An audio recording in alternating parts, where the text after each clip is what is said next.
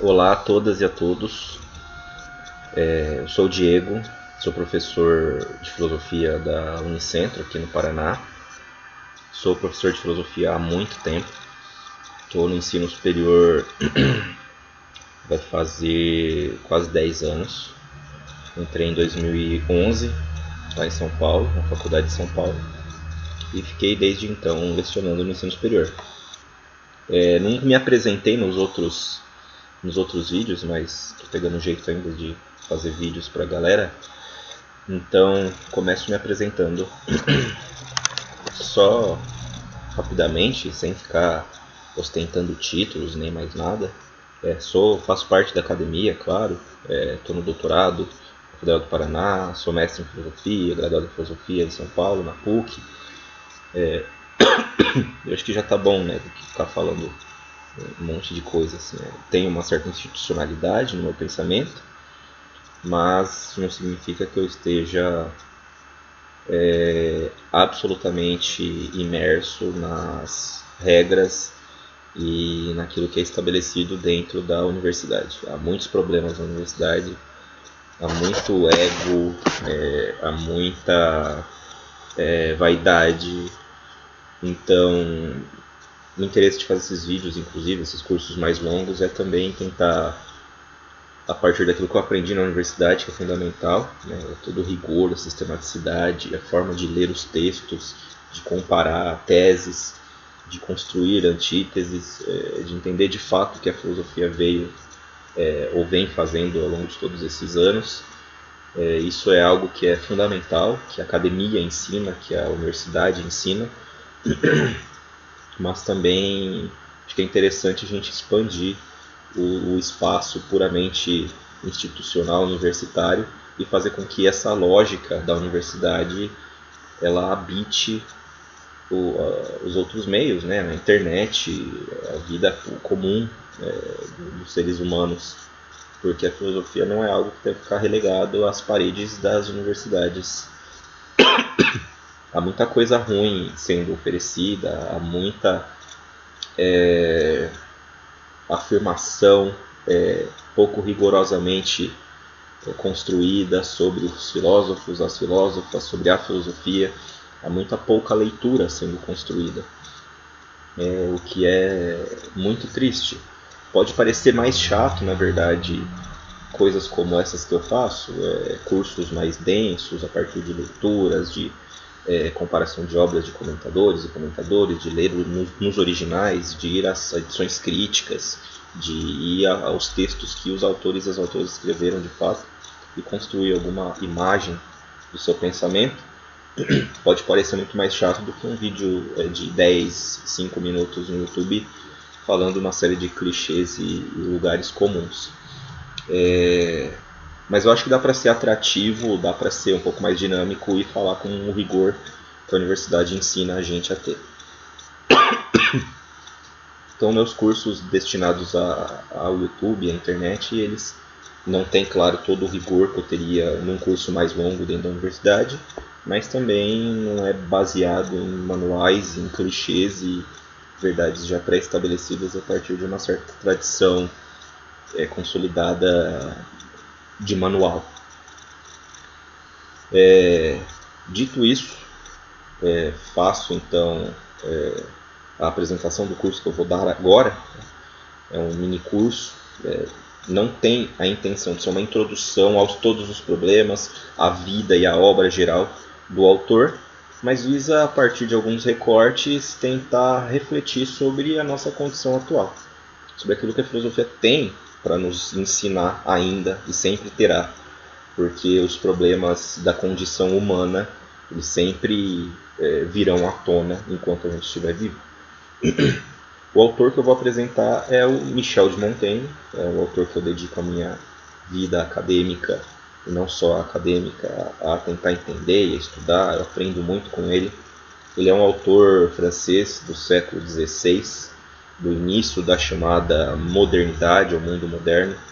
É um dos autores mais lidos pela tradição ocidental, um dos autores mais ricos. Ele tenta reorganizar a própria forma de fazer filosofia, ele faz parte da época dos descobrimentos dos novos mundos, e ele inclusive um grande descobridor de uma realidade íntima nossa, ainda não muito explorada dentro da história do pensamento até o momento, até o século XVI, que é o mundo, é o universo descoberto da subjetividade, da interioridade,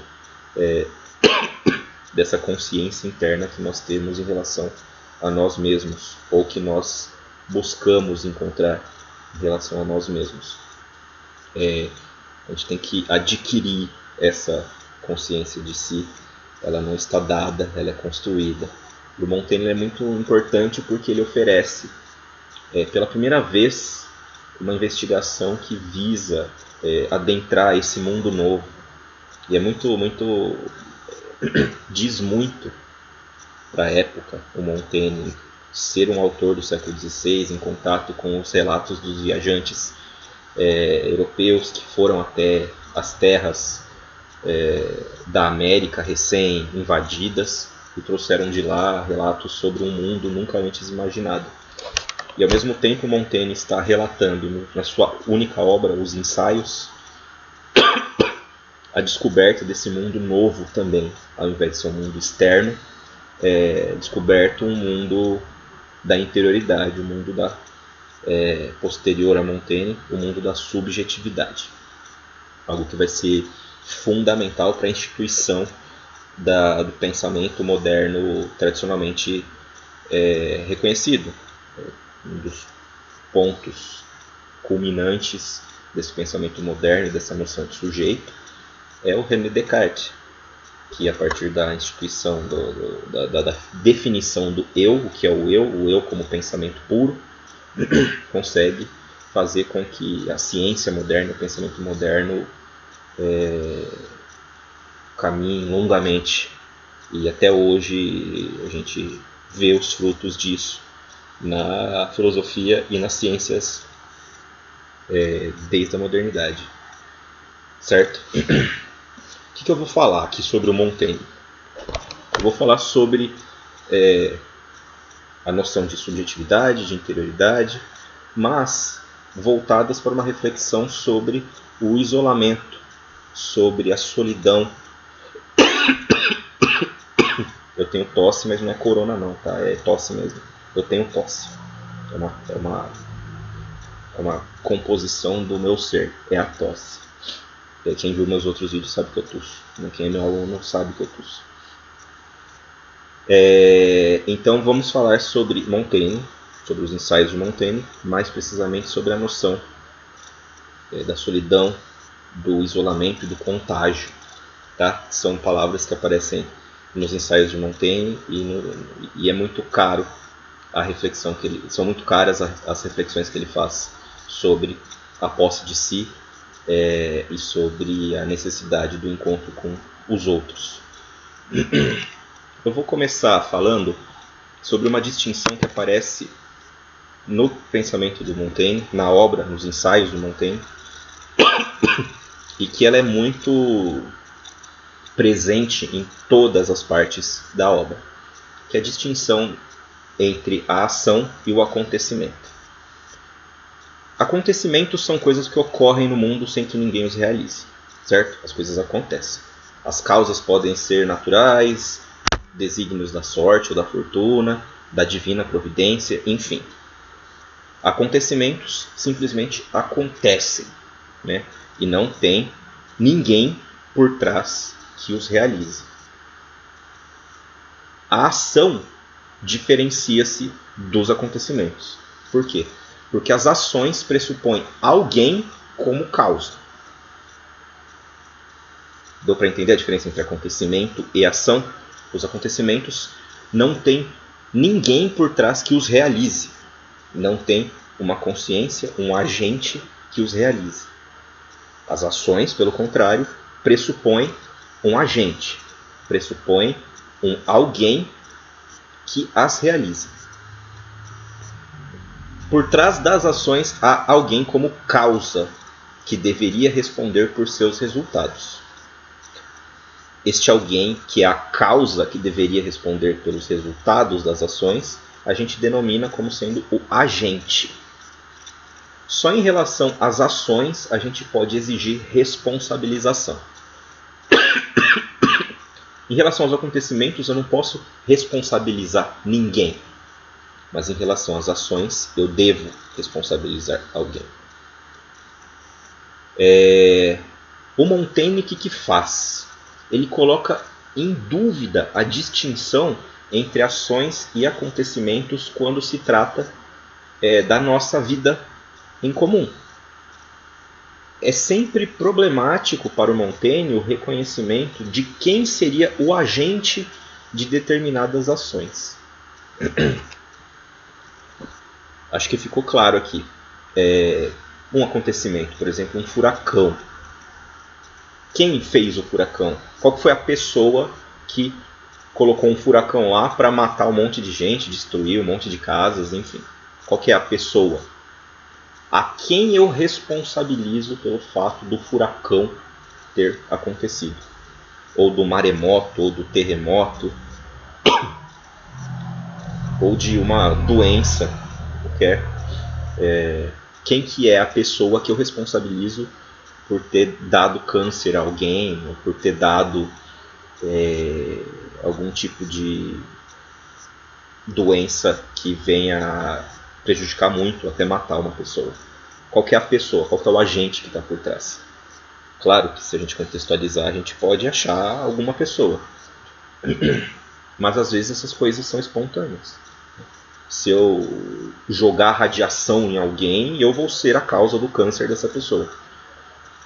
Do contrário, as pessoas são acometidas por enfermidades, por desastres naturais, enfim. Diferente das ações. Uma ação é, por exemplo, eu pegar uma pedra e jogar na cabeça de alguém. Eu sou o agente por trás. Eu sou este alguém que deve se responsabilizar caso a pedra mate a pessoa por acertar a sua cabeça. Acho que é muito distintivo, é muito distinguível a diferença entre ação e acontecimento. Certo? Com isso na cabeça, a gente pode começar a investigar o que o Montaigne reflete sobre as ações dos seres humanos, ou sobre os acontecimentos que acometem os seres humanos.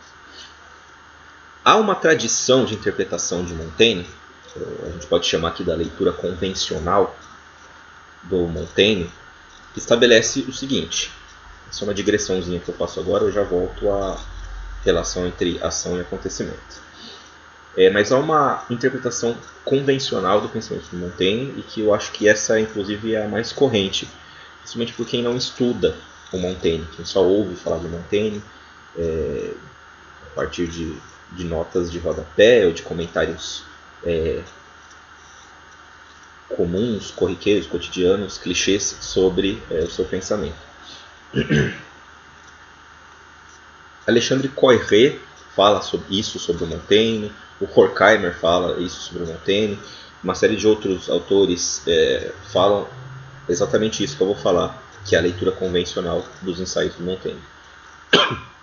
Montaigne, ele, ao olhar para a realidade e não conseguir retirar nenhuma certeza dela, isso é colocado sinteticamente a partir da pergunta que ele faz, o que sei eu, que sais-je, o que sei eu é a pergunta, a frase que se coloca como o fundamental da filosofia do Montaigne, o que sei eu. O Coiré fala isso, né? Ao Montaigne olhar para o mundo e perguntar o que sei eu sobre as coisas, o que posso saber sobre as coisas, e ao identificar que ele não pode ter certeza sobre nada das coisas do mundo, né? Ele volta para si mesmo, ele abandona o mundo comum da sociabilidade com os homens, vai para a torre do seu castelo, se isola, começa a ler e a se investigar e busca a certeza da interioridade. O que sei eu sobre mim mesmo? E também aí não consegue encontrar respostas. E fica nesse desassossego da questão. Por isso vamos falar que Montaigne ele é um filósofo cético, ele é um filósofo que não responde nada. O Coiré, inclusive, vai falar que a filosofia do Montaigne é uma filosofia fracassada, porque ele se faz certas questões que ele não consegue responder. Ele abandona o mundo da exterioridade, ele abandona o mundo dos afazeres externos, o mundo do... Perdão. Essa é aquela tosse que eu falo que eu tenho. Eu não vou editar, então vai com tosse mesmo. Mas Montaigne, ou sobre Montaigne é dito que ele abandona o mundo do trabalho, ele abandona a relação, o convívio com as outras pessoas, só se preocupa com conviver consigo mesmo, mas nesse convívio consigo mesmo também não consegue responder a questão que ele tinha se colocado. O que sei eu, ou o que posso saber eu sobre, primeiro, o mundo externo. Sei que eu não posso responder nada com certeza sobre as coisas do mundo. Volto para mim mesmo, me isolo e também não consigo responder o que sou eu, ou quem sou eu. Essa é uma leitura que estabelece que Montaigne é um filósofo cético e que ele abandona covardemente a relação com os outros, com as outras pessoas, porque o que importa a ele é pensar apenas sobre si mesmo e sobre aquilo que o configura como um sujeito. Essa é a leitura convencional de Montaigne. Reduz ele a um filósofo cético e a alguém que inventou um gênero literário chamado ensaio, e só. Que lá não há nenhuma filosofia mais profunda, que lá só há uma série de coletânea de citações de outros autores, e que não há nada muito substantivo naquilo que ele fala. Eu parto de outro pressuposto. A partir de uma série de leituras, de estudos sobre o Montaigne, de leituras do próprio Montaigne, eu retiro uma filosofia extremamente inovadora dos escritos que o Montaigne produz. Daí eu estou em muito boa companhia. O professor Luiz Eva, aqui no Brasil, é da Federal do Paraná, agora está na FABC, tem um livro chamado A Nova Figura do Filósofo, Ceticismo e Filosofia, nos ensaios do Montaigne, uma coisa assim. Né? É A Nova Figura do Filósofo, o nome do livro. Tem a professora Thelma Birchal, lá da UFMG, o Eu nos ensaios de Montaigne, professor Sérgio Cardoso. Então a gente tem uma série de autores e autoras aqui no Brasil que estudam bem o Montaigne. Coisas eu concordo, outras coisas eu discordo, mas a gente está sempre com esse intuito de mostrar que há de fato filosofia no pensamento do Montaigne. Me sirvo muito mais dos pensamentos da professora lá da Universidade de Emory, a professora Anne Hartle, com quem eu mantenho um certo contato via e-mail, professor Jesus Navarro Reis, da Universidade de Sevilha, e alguns outros grandes autores que escreveram clássicos sobre o pensamento do Montaigne. Hugo Friedrich, Pierre Villey, André Tournon, Uri Klanger, enfim, uma série de gente que estuda Montaigne de fato.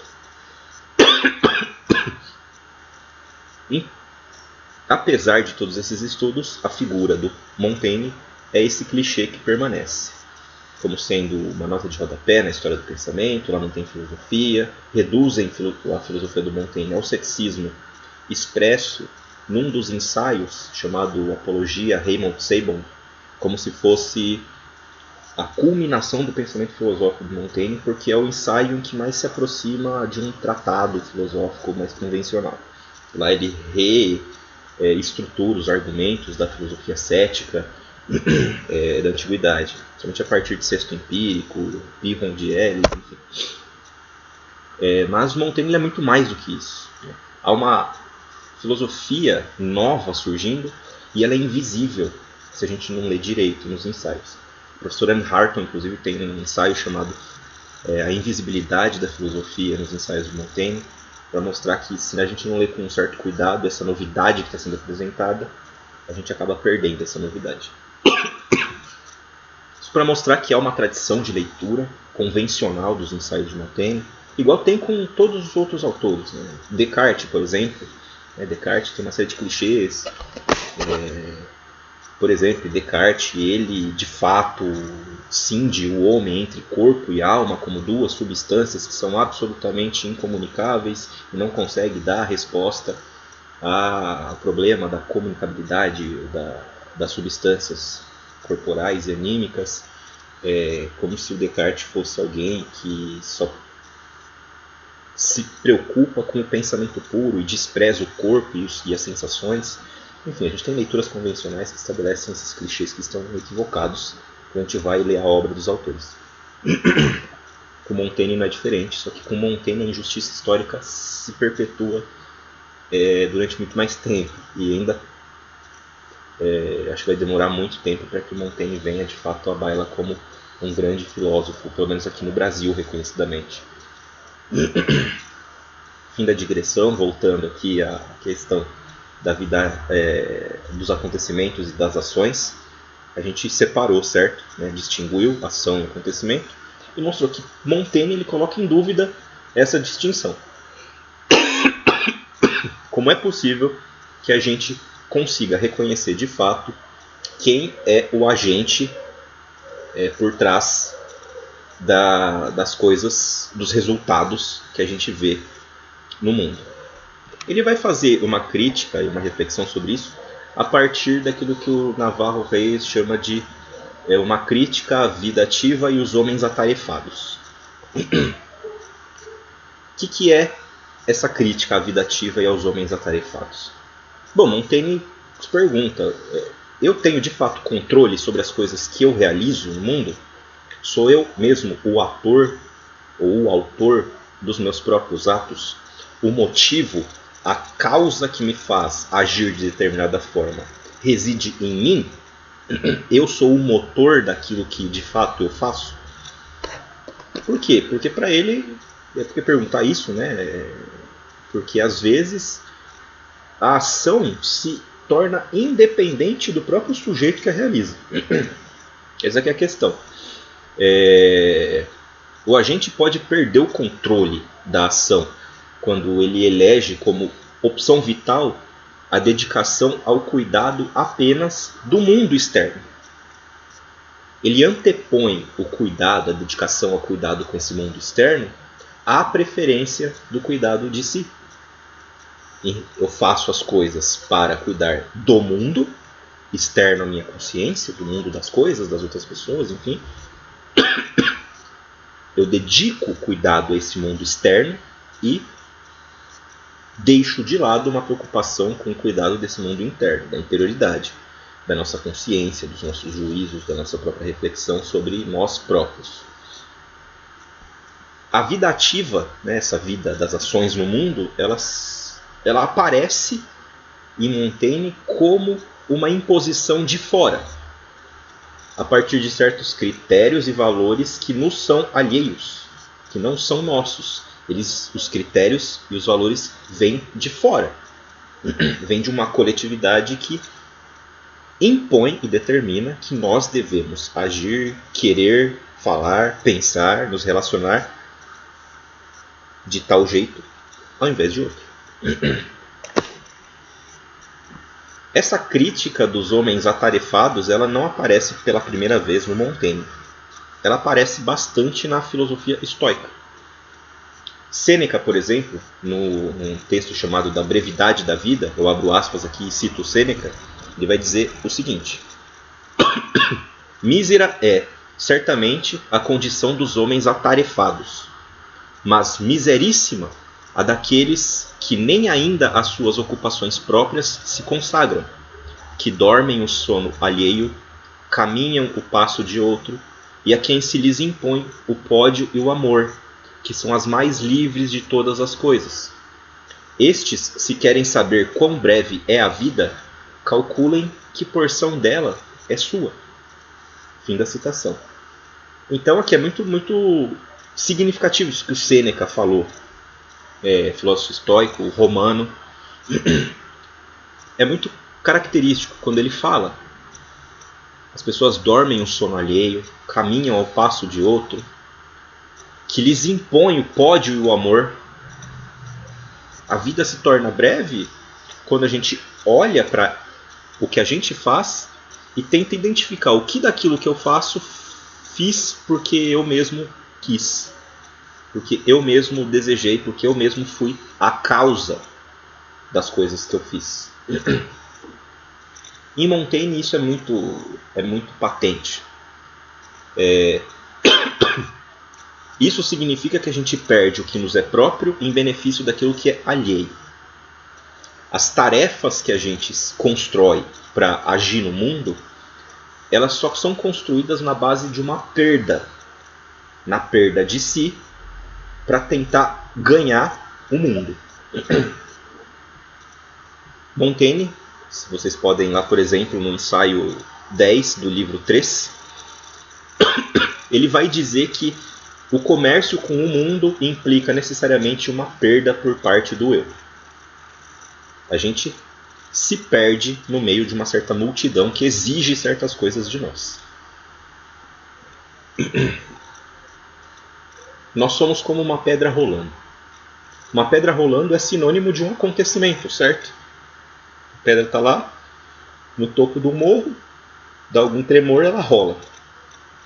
Certo? A pedra não é agente. Ela não é responsável pelo fato dela rolar e cair na casa de alguém. Ela simplesmente rola. Para o Montaigne, o homem atarefado se torna parte dos acontecimentos do mundo quando ele age como uma pedra rolando. Quando o motivo da sua ação não é ele mesmo. Quando a causa da sua ação não é ele mesmo. Ele acaba se tornando escravo daquilo que faz.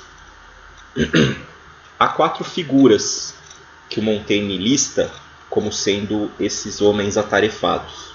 O negociante, o comerciante, enfim. O político, o guerreiro e o erudito. Que são as coisas que existem nesse mundo, né? A gente tem o negociante, o trabalhador, o comerciante. É o trabalhador, a pessoa que trabalha com vistas a ganhar certo lucro. Trabalha para ganhar dinheiro. O político, certo? O guerreiro e o erudito e o intelectual. Vamos fazer uma crítica a cada um desses papéis rapidamente para mostrar como Montaigne está preocupado ao analisar essas figuras, que são as figuras que existem no mundo, com identificar o que faz com que essas figuras ajam do jeito que agem. O negociante, por exemplo, ele comete um erro, que é o erro de considerar que as riquezas têm um fim em si mesmas. Eu cito Montaigne aqui, ensaio 14 do livro 1, abro aspas, vamos sempre engordando o montante e aumentando de uma quantidade a outra, até nos privarmos vilmente do gozo de nossos próprios bens, nos preocupando em conservá-lo sem usá-lo em absoluto. Montaigne está dizendo, ora, as pessoas costumam trabalhar, acumular dinheiro, principalmente as pessoas ricas. Elas acumulam dinheiro. Acumulando dinheiro, elas querem acumular mais dinheiro. E ao acumular mais dinheiro, a sua meta é acumular mais dinheiro. Fazendo com que elas não fruam aquilo que esse dinheiro acumulado pode proporcionar. Saúde, segurança, o gozo daquelas coisas que você pode fruir porque trabalhou e acumulou alguma coisa. Então fica sempre com preocupações. Eu acumulo demasiado dinheiro, tenho preocupação que me roubem, tenho preocupação com que as pessoas se aproximem de mim por interesse, eu tenho que ficar mantendo minhas propriedades, eu tenho que contratar gente para trabalhar nas propriedades, para mantê-las, enfim. Quando eu vou fruir as coisas que eu tenho, eu já quase não me tenho mais. Então a gente não usa, a gente se preocupa em acumular, dirá Montaigne, e aquilo que essa acumulação poderia proporcionar, ou seja, um fim além da sua própria acumulação, a gente perde. É perdido. Perceba que o fim do negociante ele é externo ao comerciante. O comerciante tem a meta riqueza e acumulação, preciso trabalhar para acumular. Só que a acumulação e a riqueza é algo que vem de fora. É uma imposição que vem de uma comunidade que diz que ser rico e ter posses é algo bom. O motivo da ação do negociante é um motivo externo, é um motivo alheio ao sujeito. Ele quer porque riqueza é algo valorizado pela comunidade. E ao acumular e querer acumular mais, porque quanto mais se acumula, mais se é bem visto pela comunidade, ao acumular e acumular, se preocupa com esse acúmulo, se preocupa com os perigos que esse acúmulo pode produzir, se preocupa em manter esse acúmulo, compra uma série de propriedades, não usa essas propriedades porque está negociando cada vez mais, nunca tem tempo para usar isso que acumulou para se engrandecer intelectualmente, moralmente, culturalmente, para fruir com a família, para fruir com os amigos. Não. A intenção é acumular cada vez mais. Eu não posso parar, porque se eu parar, eu não acumularei mais. A segunda figura do Montaigne é o político, um homem atarefado. Porque o político ele consagra o seu tempo à gestão da exterioridade. A sua vida e o seu tempo são consagrados à gestão daquilo que é exterior. Para o Montaigne, isso é mais justificável. Por quê? Porque o político está preocupado com um certo bem comum, com uma certa organização, uma certa gestão que vai fazer com que as coisas fruam melhor para todos. Só que Montaigne, apesar de dizer que é uma atitude mais justificável, uma certa doação desse sujeito ao público, ainda há uma expropriação do eu em detrimento aos outros. O político, quando quer dedicar o seu tempo à gestão do mundo para a melhora, para o aprimoramento desse mundo, ainda é mais digno. Mas não é isso que acontece sempre, ou na maioria das vezes. O político ele quer angariar status, ele quer angariar títulos, faz muito pouco pelos outros. Quando faz é mais justificável, mas ele faz muito pouco pelos outros. Porque o seu intuito é, aos olhos dos outros, parecer bem, ou parecer bom. Ou seja, o motivo da sua ação também é alheio a ele, é externo. As demandas pela sua ação vêm de fora, vêm do mundo externo a ele.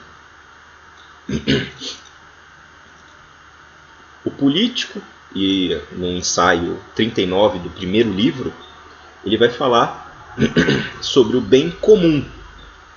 O político está preocupado com o bem comum, mas ele cita esse famoso dito com o qual se encobre a ambição e a avareza.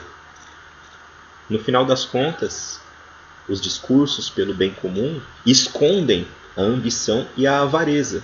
Por que as pessoas são ambiciosas e avarentas? Porque há certa demanda externa. Eu estou olhando para uma certa exterioridade que valoriza isso. A ambição de ter poder, de acumular poder e de se mostrar poderoso para os outros. Percebem? A meta é sempre algo externo ao sujeito, ao indivíduo, a consciência, a personalidade própria de um indivíduo, de um ser humano. Há um certo compromisso moral por parte do político, claro. Só que exige-se mais desse compromisso moral, exige mais uma preocupação externa e mais um tempo gasto com essas preocupações do que aquilo que de fato é feito. O político deve, muitas vezes, duplicar a sua consciência. Ele é obrigado a duplicar a sua consciência para poder responder a certas demandas e a certas exigências desse mundo externo. A gente vê isso, e Montaigne se refere muito a Maquiavel, por exemplo. Tem um ensaio do Montaigne chamado Do Útil e do Honesto, que vai fazer uma crítica à forma como Maquiavel vê a política. acredito que Montaigne entenda mal Maquiavel, ele leu mal Maquiavel.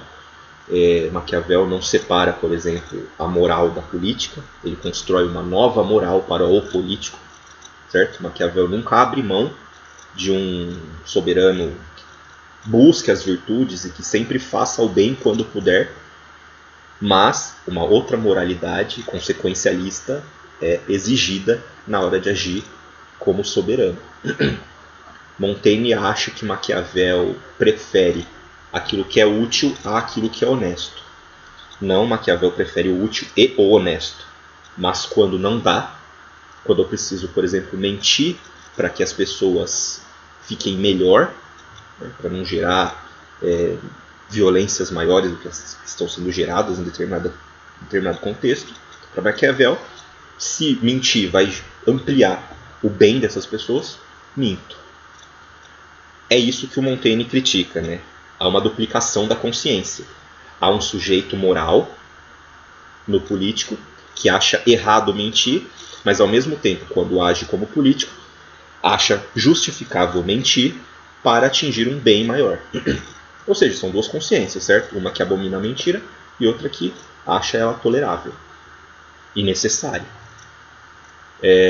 Mas tudo isso, diz Montaigne, é por conta dessa visão cujo motor é externo à ação desse que age. O político, ele se aluga para o mundo externo.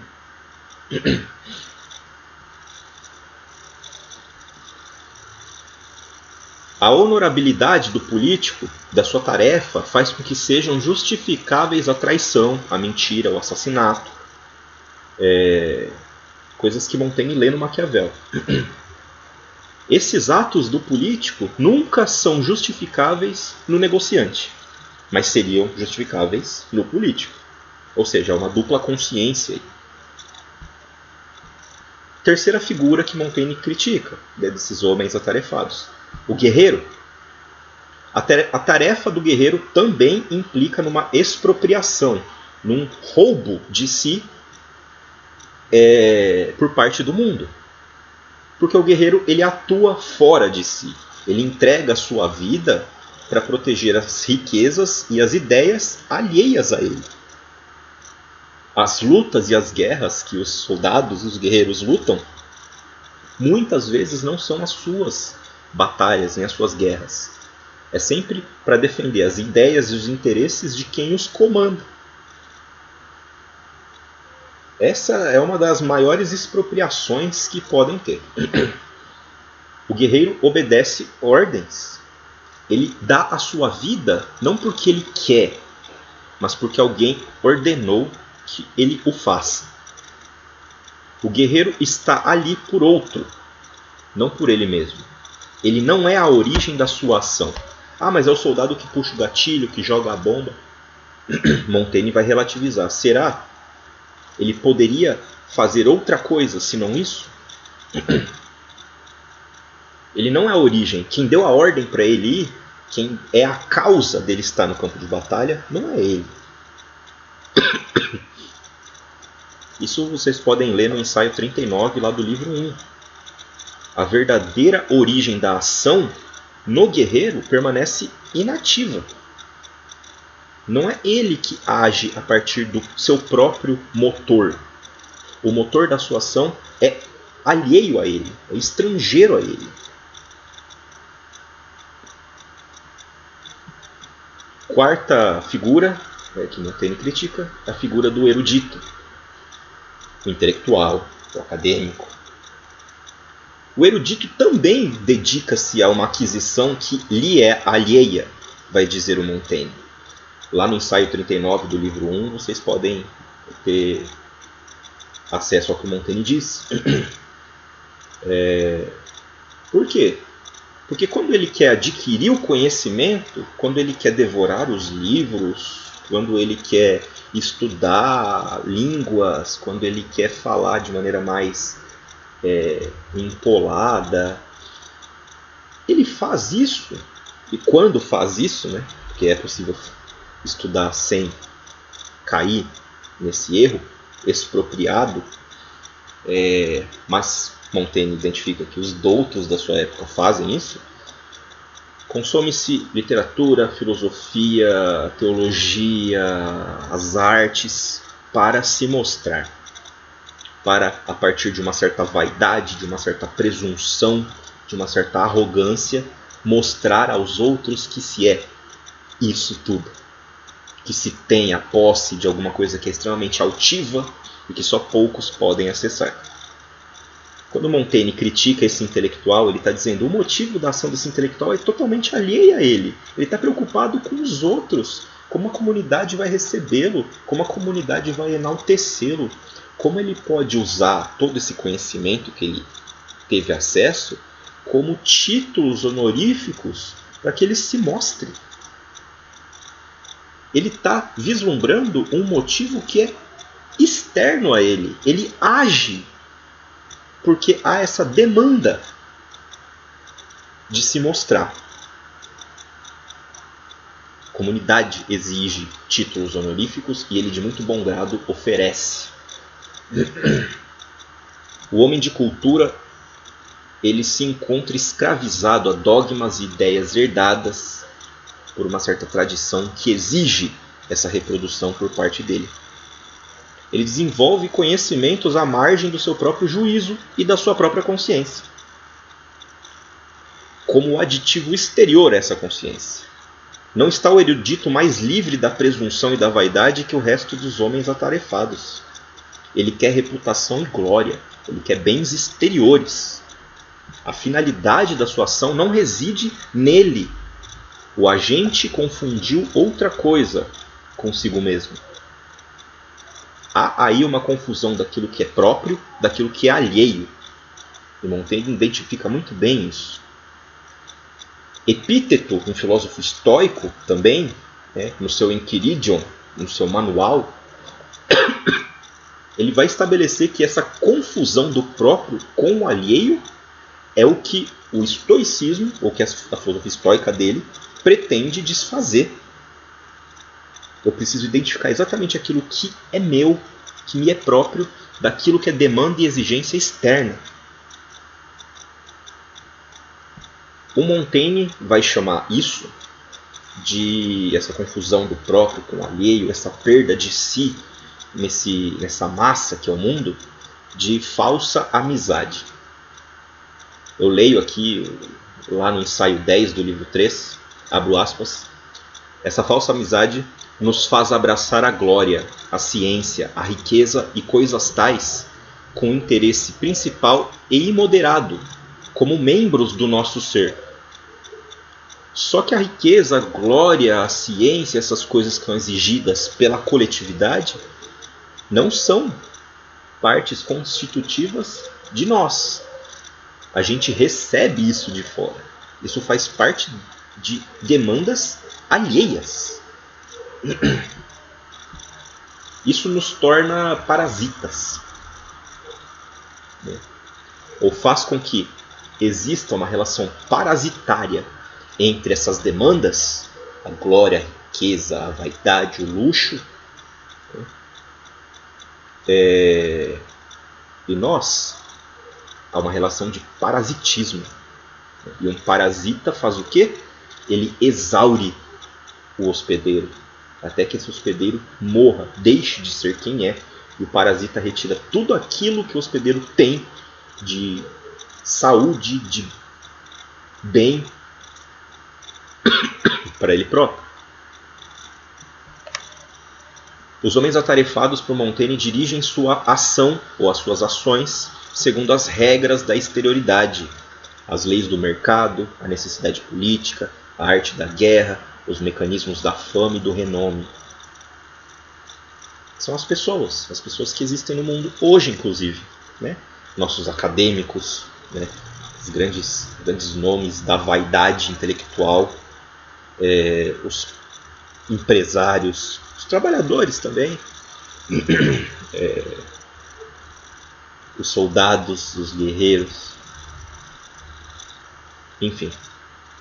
Os políticos, então, nem se fala. A crítica do Montaigne é muito contundente. Os motivos procedem do exterior e conduzem de novo ao exterior. É só a exterioridade que há. As nossas ações, elas têm a sua causa no exterior e elas nos levam à exterioridade. A consequência que Montaigne extrai daí: as ações transformam-se em acontecimento. Porque tudo é feito com uma causa e um motivo que nos é alheio, nós não estamos em posse de nós mesmos, por isso não podemos ser a causa das nossas ações. Ah, mas a gente não pode responsabilizar as pessoas? Claro, claro que sim. As pessoas não deveriam ser tuteladas. Isso o Kant vai ver 2 séculos depois. Kant, um grande leitor do Montaigne, inclusive. Mas Montaigne só está dizendo: se a ação significa que um agente está por trás como causa, e quando eu olho para as pessoas eu não vejo elas como agentes das coisas que elas mesmas realizam, então o que acontece com essas pessoas são acontecimentos. A vida dessas pessoas são meros acontecimentos. Elas não têm nenhum tipo de controle sobre aquilo que agem. Elas agem meio que no automático. É uma programação. É como um software hoje em dia. O software ele não é livre. Ele só consegue fazer aquilo que a sua programação o limita a fazer. Você nunca vai ver o seu computador aqui fazendo café. A não ser que a programação, o programador tenha construído uma máquina cujas funções também estejam incluídas a arte de fazer café. Está limitada a programação, certo? Quem programou? Outra pessoa programou. O computador não é um agente. O eu está ausente. O político deve atuar para além do justo, para além do moralmente correto. O guerreiro deve se expor ao perigo para além do razoável. O negociante deve permanecer insensível se quer atingir os melhores resultados. O agente se vê obrigado a realizar ações contra a sua própria consciência, com o objetivo de alcançar os bens, o poder ou a glória. Montaigne está instituindo aqui, talvez pela primeira vez na modernidade, ou nessa modernidade que está surgindo, nessa aurora da modernidade, as noções de razão, juízo e consciência que se desenvolvem ou deveriam se desenvolver segundo uma outra ordem que não a da exterioridade. Esse é o ato da modernidade. Anne Hartle também tem outro artigo chamado de o ato moderno nos ensaios de Montaigne, né? A ação da modernidade empreendida pelos ensaios de Montaigne, que é a instituição do juízo e da construção dessa consciência, disso que a gente vai chamar de uma personalidade própria. Uma filósofa húngara chamada Agnes Heller, morreu ano passado. Ela escreveu um texto chamado O Homem do Renascimento. E nesse texto ela fala exatamente nessa época do Montaigne, é a época em que surge essa noção de uma personalidade própria. Antes tudo era algo público, algo externo, e vai surgindo nesse chamado Renascimento uma noção, como se fosse uma antessala da nossa própria consciência, que guarda ou resguarda a nossa consciência interna, a nossa personalidade. Isso é uma coisa que vai sendo construída. E essa época do Montaigne e os ensaios do Montaigne são exatamente o exemplo dessa construção. Talvez a primeira construção. A consciência, a razão e o juízo, são faculdades para Montaigne, mentais, são baluartes da interioridade. Elas deixam de controlar o homem atarefado. Ou deveriam, se bem construídas. Por quê? O Montaigne está dizendo: nos homens atarefados não é nem a consciência, nem a razão e nem o juízo que realizam seus atos, mas eles se realizam por si próprios, como mecanismos impessoais, dando o resultado que a sorte decidir, ou a fortuna, em linguajar montaigniano. As ações, portanto, convertem-se em acontecimento. O homem sofre esses acontecimentos. Esses são exemplos extremos, são os limites da expropriação, certo? Que acontece com todos os seres humanos. Qual que é a saída do Montaigne? Talvez o retiro seja uma ferramenta interessante. O isolamento. Eu falei no começo que há uma certa interpretação comum que estabelece o Montaigne como um certo retirante. Ele se retira, ele se isola, ele abandona o mundo externo para pensar só sobre a sua própria consciência. Não é isso que o Montaigne faz. Ele também faz isso. Mas ele não pode abandonar o mundo. Nunca foi a sua intenção abandonar o mundo. O isolamento é um recurso para reabilitar o mundo. Para que a gente se reencontre com um outro mundo, uma vez que a gente se encontra com nós mesmos. Talvez o retiro seja uma tentação capaz de constituir uma opção menos passiva, que faça com que a gente não se exproprie tanto ao nos doarmos para o mundo.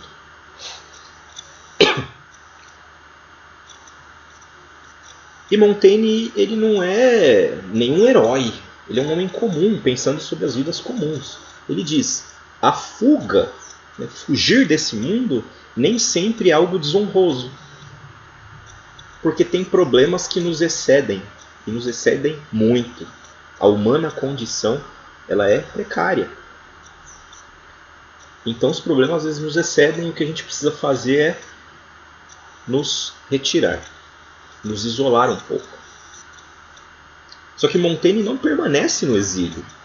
É uma mentira quem fala que Montaigne é um covarde, abandona o mundo, fica na torre do seu castelo como um solipsista, né? Ele só se reconhece a sua própria consciência como existindo e o resto do mundo é só simulacro.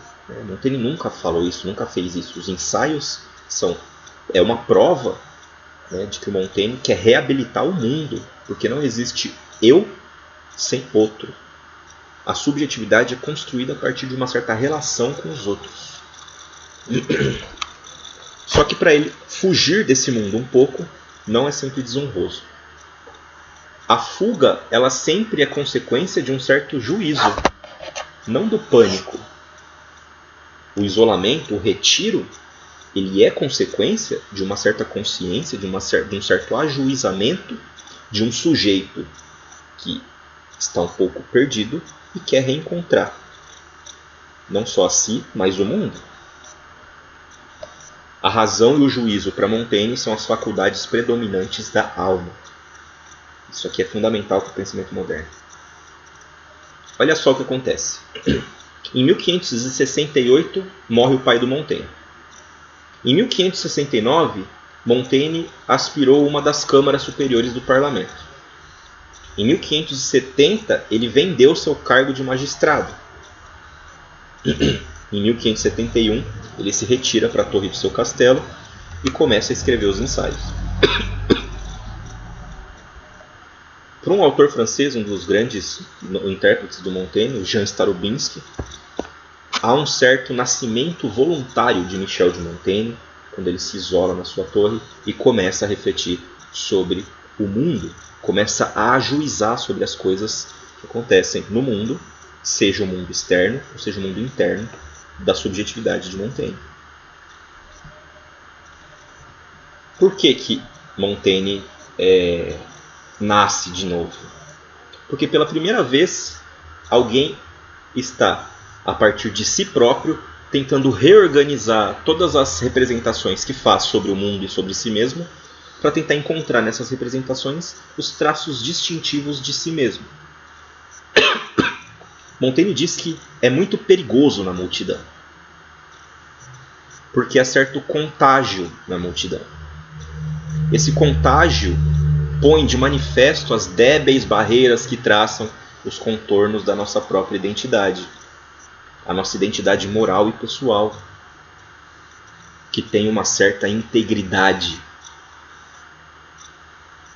A nossa integridade, ela é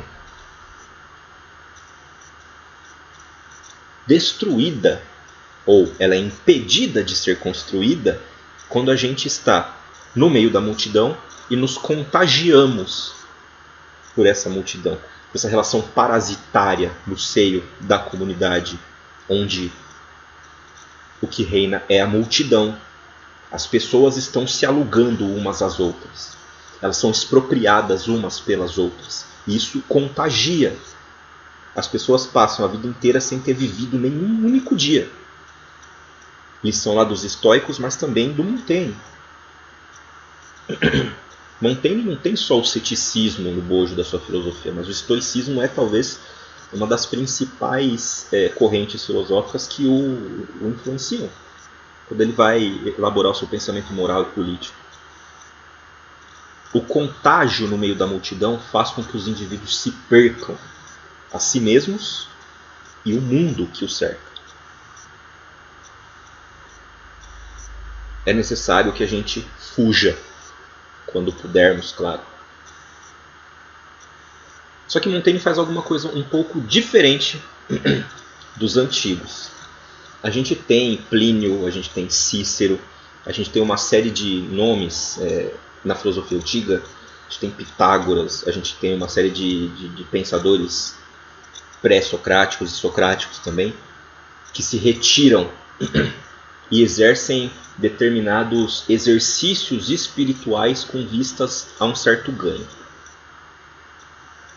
Inclusive nas comunidades religiosas também, no cristianismo, no judaísmo, a gente tem o recurso a certos exercícios espirituais que buscam uma certa finalidade. Por exemplo, Plínio e o Cícero, eles levaram para o retiro as suas ânsias de glória e renome, segundo Montaigne.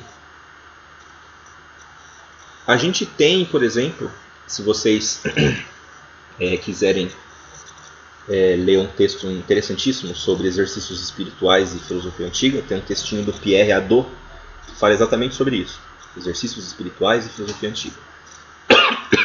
E lá ele diz que esses exercícios espirituais no retiro, com uma certa meditação, os budistas fazem isso, os povos Vedas fazem isso, os confucionistas fazem isso, os estoicos fazem isso, enfim, os cristãos fazem isso, os judeus fazem isso, os muçulmanos fazem isso. Esses exercícios espirituais têm uma função catártica. Ela não é apenas profilática. Esses exercícios espirituais eram voltados para o descobrimento de uma certa coisa que era transcendente a nós. Certo?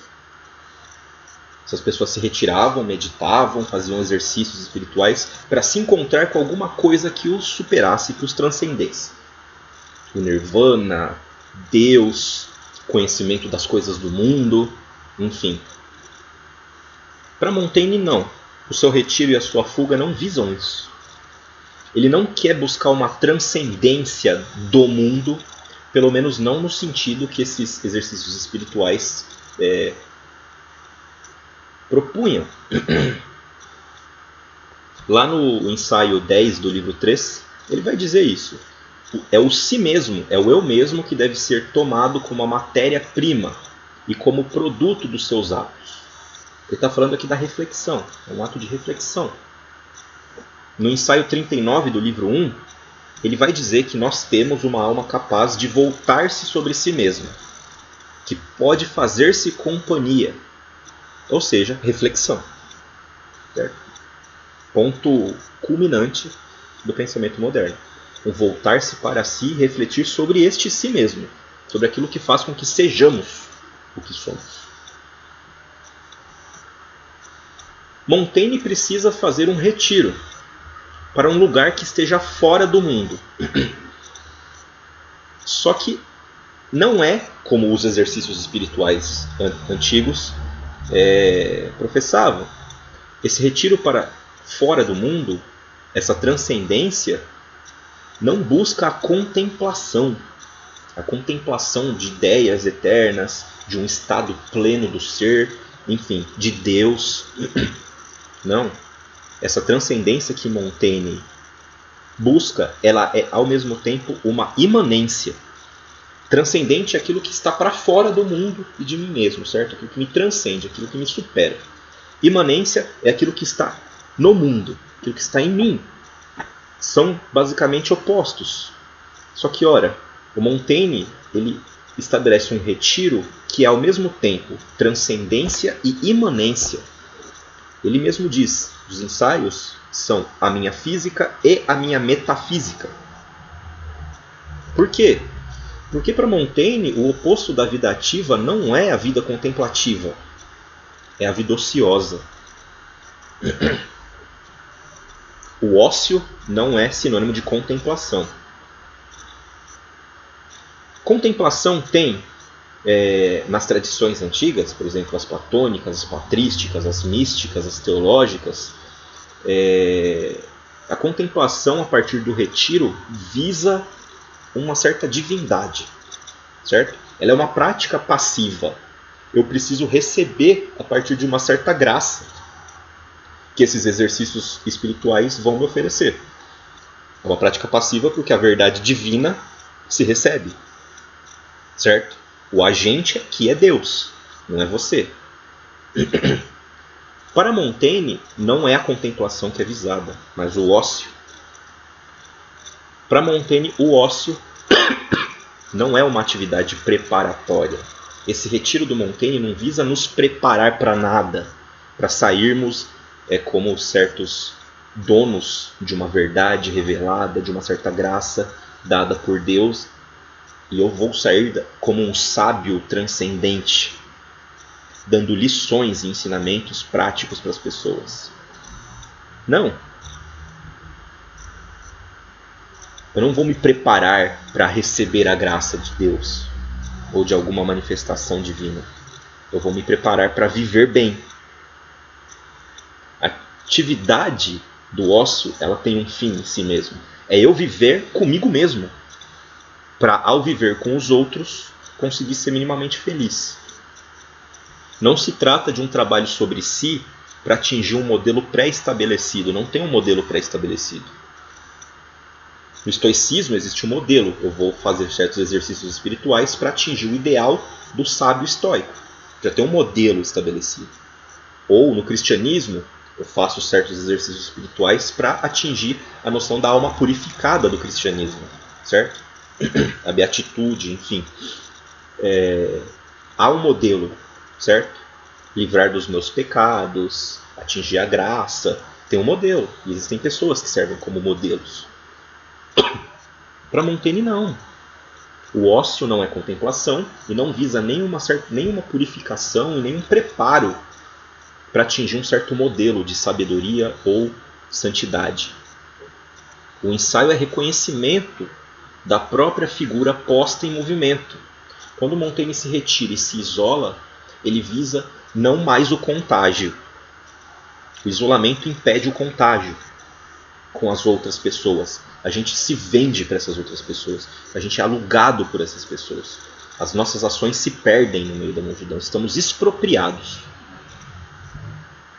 Quando eu coloco meus pensamentos em movimento, aí eu começo a identificar aquilo que me faz ser o que sou. Como penso, por que penso o que penso, se posso mudar aquilo que penso. Enfim, não se trata de contemplação passiva da essência divina, mas uma interação ativa com a própria essência, que é finita e falível. Por que é uma transcendência o retiro do Montaigne? Porque ele sai do mundo, ele supera o mundo.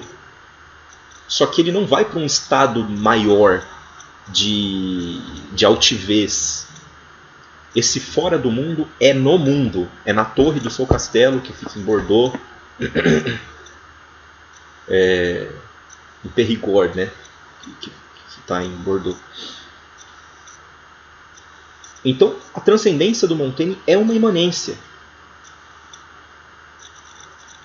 Tem um otimismo epistemológico aqui muito interessante, porque o ensaio é a única ação que escapa ao processo nihilista da expropriação.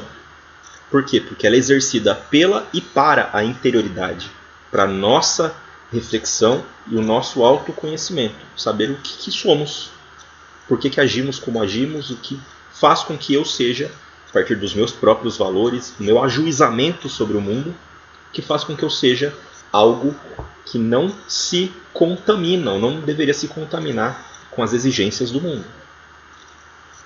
Ele busca a plenitude do instante vivido, do instante bem vivido. A fuga, nesse sentido, ela é a ação verdadeira. Ela não é inação. Fugir não é deixar de agir, mas é agir talvez pela primeira vez. Ela é transcendente ao mundo, porque ela larga o mundo por algum instante e volta para si. E ela é exercida pelo agente sobre ele mesmo. Tem um ensaio do Montaigne chamado Da Ociosidade, lá no livro 1. Segundo Pierre Villey, é um dos primeiros ensaios, talvez escrito entre 1671 e 1672, logo depois que ele abandona os seus afazeres públicos e sua vida de magistrado. E ele escreve: ora, achei que seria mais fácil, mas uma vez que eu começo a estar em posse dos meus próprios pensamentos, das minhas próprias reflexões, o que eu vejo são uma série de ideias e reflexões confusas que me levam para lugares quimeras e monstros fantásticos se apresentam. Por quê? Porque ele nunca tinha parado para pensar sobre si mesmo e sobre a forma como ele ajuiza o mundo. O primeiro ensaio dele, talvez, seja esse da ociosidade, é quando ele para pensar sobre aquilo que lhe compete, com aquilo que lhe é caro, sobre ele mesmo, o objeto único do livro, segundo ele, é ele mesmo, é a noção de eu que está nele. Ele fala, é um caos. A primeira vez quando a gente senta, se isola e para pensar nas coisas, os pensamentos vão sem ordem, sem direção, e demora um tempo até ordená-los e dotá-los de certos significados. É um caos. Eu vejo quimeras, monstros fantásticos, como as primeiras viagens dos primeiros navegantes. O medo de encontrar monstro, de além do horizonte do oceano, encontrar uma terra desconhecida, e os pensamentos sobre monstros e desastres sempre vão acometendo o pensamento dos viajantes. Montaigne está viajando sobre a sua própria consciência, talvez pela primeira vez na história do Ocidente. Então o que acontece? A gente está em pânico dentro de casa. As pessoas, nunca antes em posse de si mesmas e do convívio com as outras pessoas, reclamam de uma certa insatisfação, de uma certa instabilidade, de uma certa falta de controle, de uma ansiedade, de uma certa irritabilidade com os membros da sua própria casa. Vejo muita gente colocando, escrevendo, postando que quer voltar logo ao trabalho, que quer voltar a sair de casa, que não aguenta mais os cônjuges. Percebem que isso é auto-engano? Montaigne diria, se você pela primeira vez se viu capaz de refletir sobre si mesmo, sobre as pessoas que estão à sua volta, e você não as suporta, você precisa sair, voltar a se expropriar para o mundo para suportá-las, você está fugindo, na verdade, de maneira passiva aqui nesse sentido, de uma exigência da sua própria consciência, que é parar, pensar e falar, de fato eu sou feliz com as pessoas que estão ao meu redor, reclamando dos filhos, reclamando dos maridos, reclamando das esposas. De duas uma, ou você reflete sobre o significado dessa irritação e dessa insuportabilidade, ou você simplesmente se expropria para o mundo quando esse mundo for possível de ser aberto de novo. Você se engana, você fecha essa antessala da consciência. Você não quer refletir, você quer seguir no automático. Você quer que a sua vida permaneça sendo um acontecimento, não uma ação. Poxa, se você não aguenta seus filhos, enfim, seus filhos são pestes, poxa, tá aí um momento para parar e conversar com as crianças, com os cônjuges, e colocar as coisas a limpo, e tentar uma outra forma de convívio, ou tentar apaziguar problemas que nunca foram levantados. É uma tentativa de conhecer a si mesmo e os outros que estão ao redor. A interioridade, o retiro, essa fuga ativa, pode permitir com que a gente organize esses monstros e essas quimeras fantásticas que estão se apresentando pela primeira vez. E é difícil quando a gente pela primeira vez tenta se organizar a partir do juízo que fazemos sobre nós mesmos. Mas eles só são organizáveis se a gente fizer esse esforço. Por quê? Porque é muito fácil quando o mundo abrir e a gente sair do isolamento, voltarmos a sermos contaminados e legar as nossas coisas que são mais próximas, nossos filhos, nossos cônjuges, à expropriação externa. As pessoas ficam o máximo de tempo fora, não tem que conviver. Quando convive pouco, porque quando convive muito não se suporta. Os filhos estão sendo cuidados e criados pelas professoras, professores, cuidadoras, cuidadores, babás, enfim. Por quê? Porque o convívio não é suportável. A primeira forma, a tentativa de mudar isso é tentar sentar e conversar. Claro que filho não se cria em casa e relação conjugal não deve ser submetida ao isolamento do lar. Mas quando alguns dias já mostram a insuportabilidade do convívio com o outro, eu acho que é um alerta que Montaigne mostra aqui muito claro, que a gente deve levar em consideração para refletir. Porque lá fora há o contágio. Se a gente quiser o contágio, a gente abre a porta e sai. Mas se a gente quiser uma certa preparação para conhecer e viver melhor conosco e com os outros, é necessário uma certa reflexão sobre aquilo que nos faz ser quem somos. O retiro à vida ociosa inaugura a nossa vida ativa, vai dizer Montaigne. Ele vai dizer isso sobre ele mesmo. Quando ele vai para a torre e começa a ociosidade, ócio significa tempo dedicado à contemplação e ao estudo, melhor dizendo, né, contemplação não. Ociosidade significa um tempo dedicado a um certo estudo e a um certo cuidado com o nosso espírito, para que a gente cresça, para que a gente construa espiritualmente uma certa consciência mais robusta sobre as coisas. O retiro à vida ociosa inaugura a nossa vida ativa, porque a gente se apropria de si se a gente tentar ordenar os nossos juízos. Quando a gente faz isso, e é aí que é a lição do Montaigne, a gente recupera a exterioridade. Por quê? Porque ao voltar para o mundo, eu pretendo não me contagiar por este mundo. É necessário que eu vista uma máscara. É necessário que eu saiba que quando eu vou para o mundo, o meu status de trabalhador, de negociante, de guerreiro, de político, enfim, ele é uma máscara que eu visto para o convívio público. Ele é um outro tipo de consciência da qual eu tenho consciência de construir, para que eu não seja expropriado, para que eu dê uma parte minha ao mundo, mas que não perca todas as minhas partes para o mundo. O recurso da máscara, a noção de máscara, ela é muito caro ao mundo do Renascimento. Maquiavel também vai falar de máscara. Mas olha o percurso do Montaigne. Eu preciso do retiro e da fuga. Eu preciso dessa transcendência que é uma imanência, que não é para fora do mundo, é no mundo. Refletir sobre nós, sobre mim mesmo, sobre minhas próprias ações e os significados das minhas ações, da forma como eu ajuízo as coisas do mundo, para que ao tomar contato pela primeira vez comigo mesmo, ao tomar contato com as outras pessoas, eu não me perca no meio dessas pessoas, eu não seja contagiado. O isolamento, se utilizado como ócio, uma preocupação para a nossa própria consciência, a nossa própria construção da consciência, o isolamento impede o contágio e reabilita o mundo. Eu tenho que recuperar a exterioridade. Essa exterioridade não vai ser a mesma. O mundo para o qual eu vou voltar não é o mesmo do que eu saí. Mesmo que o recurso tenha que ser o da máscara, eu tenho que voltar para a exterioridade. Por quê? Porque agora estou em posse de mim mesmo. A intenção do Montaigne é sempre voltar ao mundo, porque nós não só vivemos no mundo, segundo ele, nós vivemos do mundo.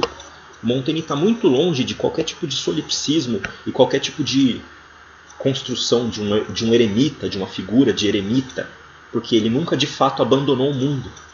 Montaigne foi por mais 2 vezes prefeito de Bordeaux, fez uma série de viagens diplomáticas. Montaigne conversa com as pessoas que trabalham na sua propriedade, conversa com as pessoas, com seus vizinhos, sempre viaja, adora viajar, andar a cavalo. Montaigne não é um ermitão. Montaigne não se isola e abandona o mundo. Montaigne se isola e, a partir do ócio, tenta habilitar o seu próprio eu para recuperar um mundo que talvez nunca tenha sido adquirido. Ele não é como Pirro. No ensaio 29 do livro 2, o Montaigne vai achar que o Pirro ele é meio que ridículo. O Pirro exerce aquilo que ele chama de fuga extrema. É o que ele rejeita. Montaigne rejeita essa fuga do Pirro. Pirro, o pai do ceticismo, chamado pirrônico, tem uma certa história, uma anedota que Montaigne conta, mas uma anedota conhecida, que Pirro, inclusive, ele era tão convicto, né? Ele era tão cético, mas tão cético, que ele é extremamente dogmático. Ele era convicto, ele se isolava do mundo, o que importava era ele mesmo. Então, quando ele estava engajado em alguma discussão, mesmo que os interlocutores iam embora, ele terminava o seu argumento, porque não importava para ele. Ele fugiu, ele abandonou o mundo. Né? O mundo é incerto, o mundo é inseguro, não conheço, nunca poderei conhecer nenhuma verdade sobre o mundo. Então eu fico com a minha atitude aqui de suspensão das coisas. Então, se esse mundo me largar, eu continuo comigo mesmo. Inclusive tem a história de que Pirro, convicto de que não importa, eu não sei se desviando ou não de um buraco eu vou cair, então eu permaneço no caminho do buraco. E caía. É ridículo. A ataraxia, que é essa imperturbabilidade buscada pelo cético, também pelo estoico, né, claro, é uma certa ausência anímica. Eu tenho que me ausentar de mim mesmo. Para Montaigne, não. A gente tem que se adequar melhor aos nossos costumes e não deixar levar a esse extremo do Pirro por nossas convicções filosóficas. Chegar a um certo extremo não é uma coisa muito corajosa, dirá Montaigne. Fala, é fácil largar o mundo. É fácil ficar sem imperturbabilizado. Por quê? Porque o mundo pode cair que você vai continuar lá, firme e resoluto nas suas convicções. Do que adianta? Se eu perder o mundo, não tem vida. Montaigne vai citar o caso de um jovem chamado Spurino. Isso lá no ensaio 33, no livro 2. Era um jovem singularíssimo, né? Uma beleza única, que se desfigurou para deixar de sofrer por ser belo, porque ele era objeto da tentação alheia. O Montaigne vai dizer, eu cito Montaigne, isso significa que de algum modo morrer para fugir do esforço de viver corretamente. O uso dirigido razoavelmente é mais difícil do que a abstinência. Porque Spurina, puto da vida, porque ele era objeto de desejo, ele era assediado pelas pessoas, pela sua beleza, eu não queria. Spurina vai lá, assim como Pirro, chega no extremo. Eu vou me desfigurar. É mais fácil, que as pessoas param de me encher o saco. Montaigne vai dizer. Isso é, de algum modo, morrer para fugir do esforço de viver. A automutilação é uma morte voluntária. Eu largo mão do mundo e das coisas do mundo. Ciente de que não é como aqueles espíritos fortes, Montaigne não se acha tão forte como Spurina e Pirro, né? Ele é finito, ele é falho, ele é fraco, ele sempre fala isso. Ele não é tão forte para chegar a esse estado de ataraxia, para chegar na epoquê, para chegar nessa automutilação, nessa morte voluntária, enfim, que é largar, abandonar as coisas externas. Ele não é capaz de se entregar ao mundo sem ser absorvido por ele. Mas ele tampouco pretende tomar o covarde caminho da ausência total. Ele não quer se ausentar em absoluto do mundo. Ele vive do mundo, ele precisa do mundo. Ele só não quer ficar se alugando ao mundo a todo momento. Ele quer ter um espaço em que ele pode se considerar como agente das suas próprias ações. Há em Montaigne cada um dos exemplos do tipo dos homens atarefados. Ele tem todos os tipos dos homens atarefados, e por isso que ele cita: ele é o erudito, ele é o guerreiro, né? Ele vai em campanhas militares para outros países. Montaigne está na época das guerras de religiões entre os católicos e os protestantes. Montaigne está num caos social. Então ele reconhece em si mesmo. Ele é o negociante, ele é o dono da propriedade, é senhor de Montaigne, do castelo, das suas terras, enfim, dos seus negócios, do seu dinheiro. Ele é político, é prefeito de Bordeaux, ele é magistrado. Ele é o erudito, ele é o intelectual que estudou desde criança literatura, filosofia, aprendeu latim, grego, menos grego, mais latim. Sempre vivendo a partir desses ideais que seu pai via, desse humanismo erasmiano do Renascimento. Montaigne é tudo isso. Ele é o negociante, ele é o político, ele é o guerreiro e ele é o erudito. Essas críticas são a ele mesmo. Apesar da sua busca pelo retiro, o retiro do Montaigne esteve longe de ser absoluto.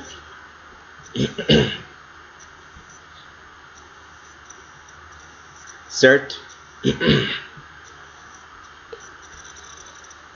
O que Montaigne quer? Eu já citei Agnes Heller aqui. Lá em O Homem do Nascimento, do Renascimento, ela vai dizer que há nessa época a noção de estilo de vida, que é um dos eixos fundamentais da conduta humana. A ideia de personalidade teve um desenvolvimento inédito nessa época, que é a distância entre o papel social e a pessoa. Nós somos nossos papéis sociais e a nossa interioridade.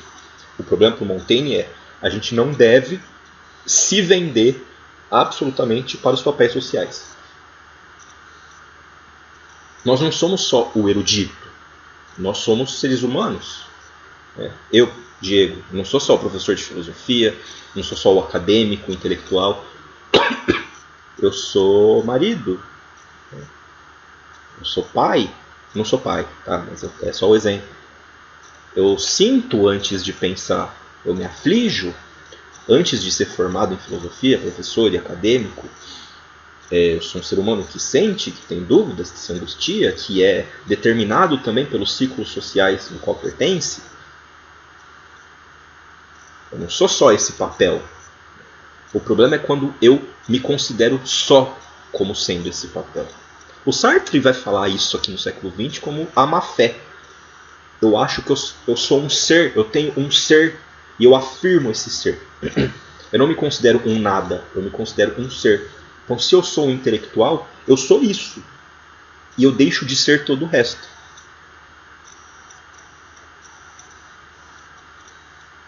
Aqui é uma diferença fundamental entre a noção de modo de vida e estilo de vida.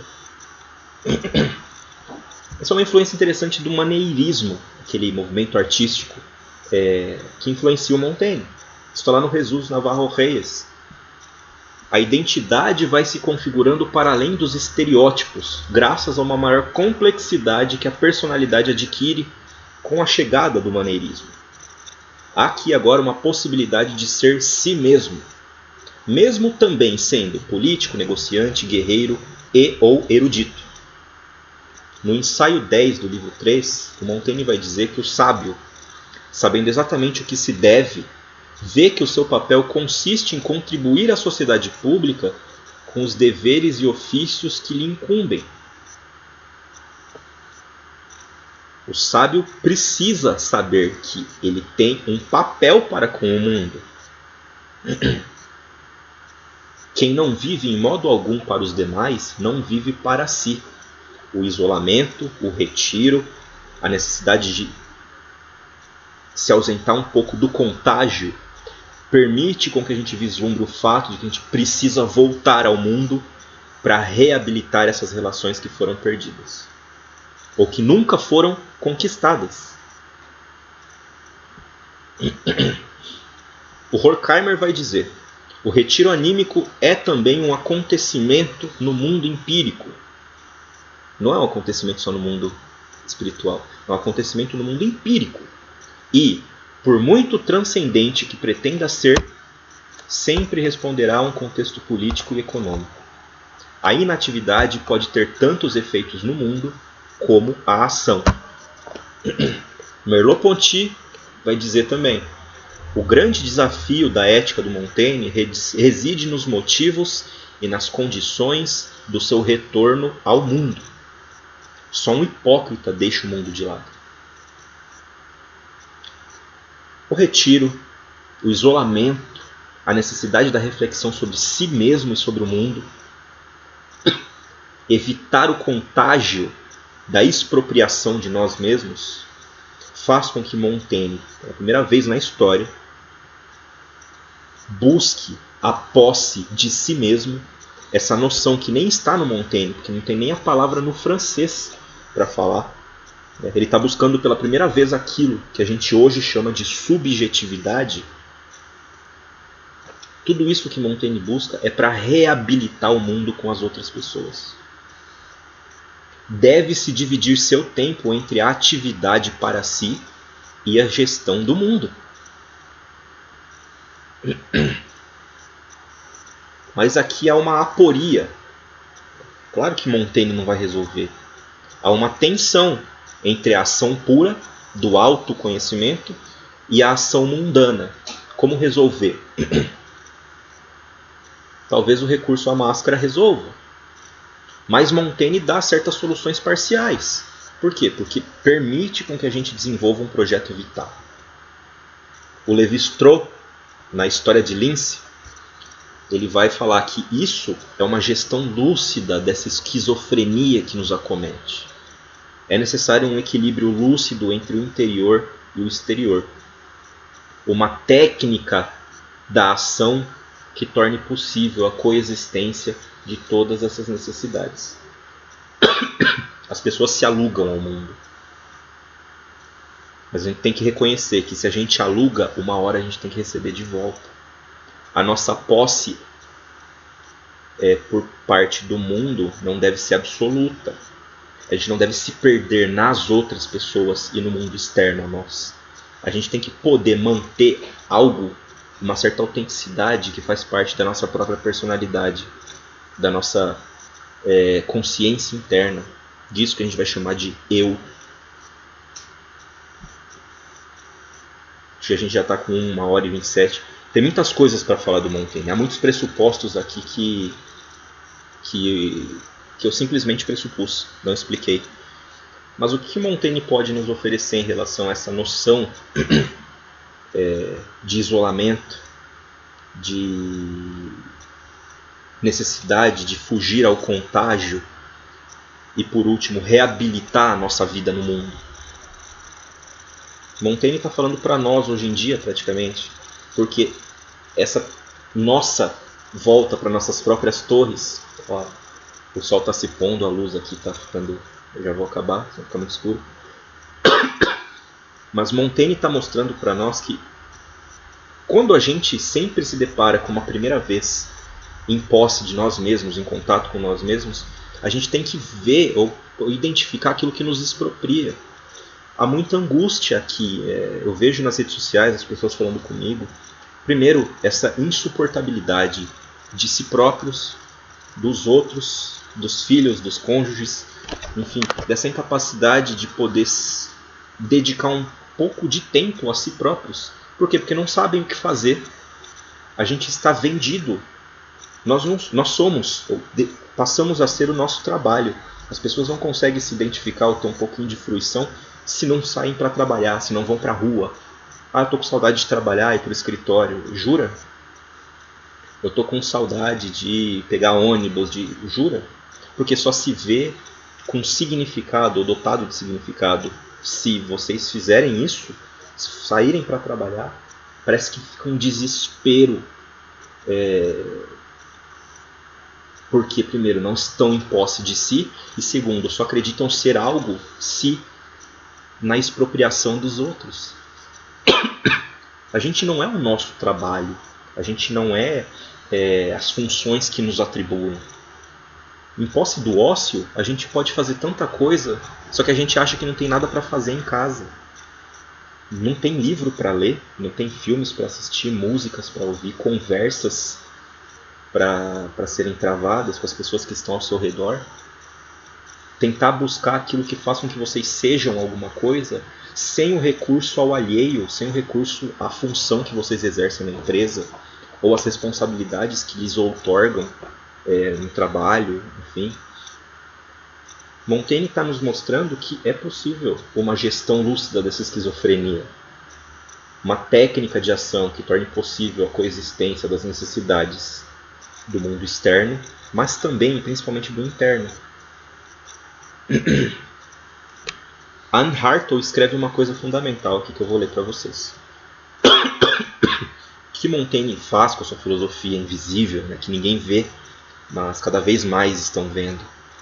Montaigne escolhe escrever os ensaios em francês, a língua vulgar ao invés do latim, a língua dos doutos. Ele só usa palavras que são ouvidas nas ruas, mercados e tavernas na França. E ele fala sobre o corpo e a sexualidade de uma maneira que vai além dos limites da propriedade. A linguagem dos ensaios perfeitamente reflete o projeto filosófico de Montaigne, a reordenação da filosofia para o mais baixo ao invés do mais alto, para o ordinário ao invés do extraordinário. Ao trazer o privado para dentro do público, ele libera o privado da vergonha e cria um novo espaço público moderno, isso é, a sociedade. A invenção do ensaio é a invenção da sociedade. Montaigne busca, portanto, a invenção de uma nova forma de vida quando a gente usa um tempo destinado a nós mesmos para reabilitar o nosso contato com este mundo. Nosso isolamento, no ócio do nosso retiro, permite com que a gente não seja contagiado pela multidão, para que uma vez passado o período do isolamento, a gente, ao voltar ao mundo, não se venda em absoluto para esse mundo. Saiba o que é parte nossa do mundo e o que é parte nossa só nossa. Montaigne faz com que a gente reabilite a própria possibilidade do contato com um mundo novo a partir de um novo contato que a gente estabelece conosco. Certo? Eu vou ler para vocês, só para terminar. A última citação tem que ser do Montaigne. Olha, já está escuríssimo aqui. O capítulo chamado Da Ociosidade. Que é um capítulo curtinho. E vocês têm acesso aí. É só baixar. Assim como em terras ociosas, quando são ricas e férteis, vemos proliferar 100.000 tipos de ervas selvagens e inúteis, e para as manter aproveitáveis é preciso dar-lhes uso e empregá-las em certas sementes que nos sirvam. E assim como vemos que as mulheres produzem sozinhas aglomerados e pedaços informes de carne, mas que para produzir uma geração boa e natural elas precisam ser ocupadas por uma outra semente, assim também acontece com os espíritos. Se não os ocupamos com algum assunto que os refreie e contenha, eles se lançam desregrados para cá e para lá, no vago campo das imaginações.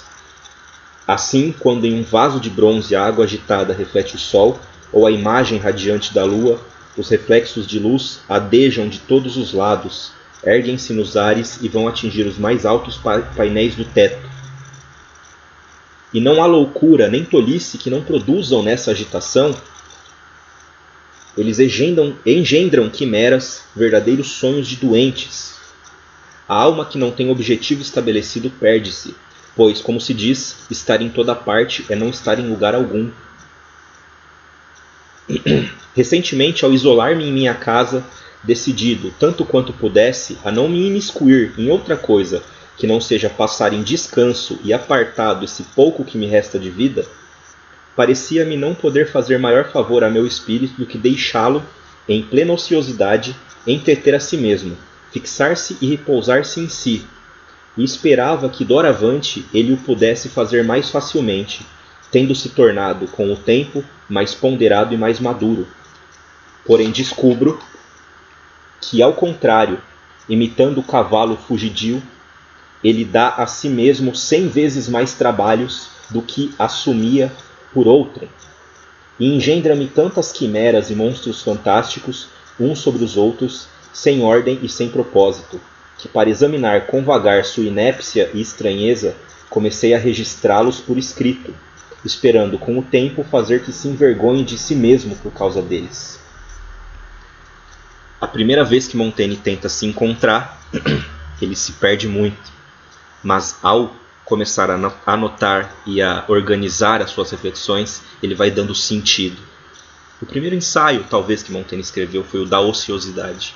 E é na ociosidade que ele vai se encontrar para encontrar os outros quando o isolamento acabar. Obrigado. Ficou escuro já. Qualquer dúvida, qualquer angústia, se vocês quiserem dicas bibliográficas para estudar melhor o Montaigne, só comentar. Vou postar no Facebook, no Instagram, no próprio YouTube, vocês podem comentar que eu respondo. Certo? Obrigado a todas e a todos e força, a gente consegue sair dessa muito bem.